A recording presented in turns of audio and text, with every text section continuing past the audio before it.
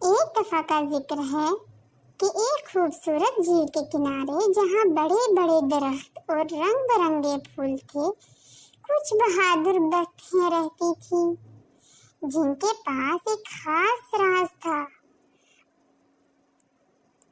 وہ super hero تھیں۔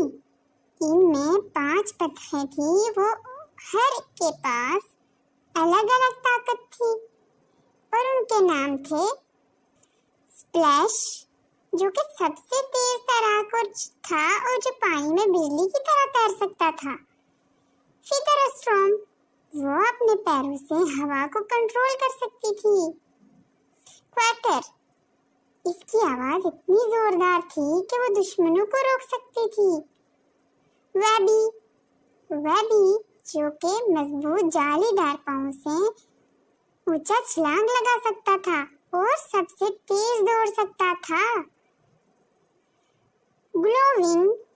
گلوونگ کے روشن پر اندھیری رات کو بھی جگمگا سکتے تھے۔ ایک دن جب بطخیں اپنی جھیل میں سکون سے تیر رہی تھی تو اچانک انہیں جنگل سے ایک زوردار دھماکہ سنائی دیا۔ تمام جانور خوف سے ادھر ادھر بھاگنے لگے کہ یہ کیا ہو رہا ہے؟ سپلیش نے پوچھا جب وہ تیزی سے پانی سے باہر آیا۔ ایک گلہری دوڑتی ہوئی آئی اور بولی، یہ نیولا جادوگر ہے، اس نے جادوئی بلوط چرا لیا ہے جو ہمارے جنگل کو محفوظ رکھتا تھا، اور وہ اسے دنیا پر قبضہ کرنے کے لیے استعمال کرنے کا منصوبہ بنا رہا ہے۔ بطخوں نے فوراً ایک دوسرے کی طرف دیکھا۔ ہمیں اسے روکنا ہوگا، فیدر اسٹارم نے کہا اور اپنے پروں سے ہوا کو ہلایا۔ چلو چلتے ہیں، کویکر نے کہا اور سب حرکت میں آ گئے۔ سپلیش نے تیزی سے تیرتے ہوئے نیولا جادوگر کا پیچھا کیا۔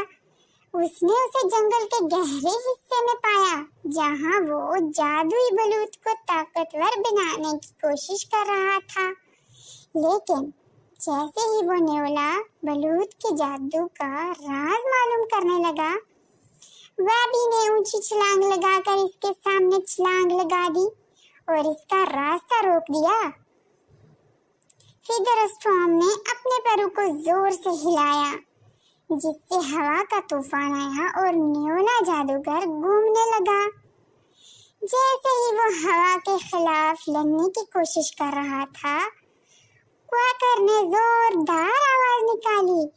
آواز اتنی گرجدار تھی کہ نیولا جادوگر خوف سے جم گیا۔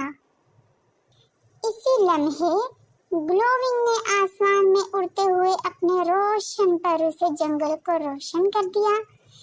اس روشنی سے نیولا جادوگر الجھن میں پڑ گیا اور اس کی توجہ ہٹنے لگی، تو فوراً ہی سپلیش نے بلوط سے اس کے ہاتھ سے چھین لیا۔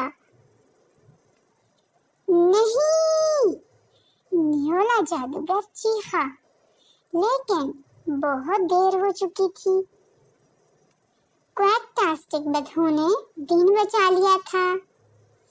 انہوں نے جادوئی بلوط کو جنگل کے دل میں واپس رکھ دیا جہاں وہ دوبارہ چمکنے لگا اور جنگل کی حفاظت کرنے لگا۔ تمام جنگل کے جانوروں نے ان بہادر بطخوں کے لیے تالیاں بجائیں۔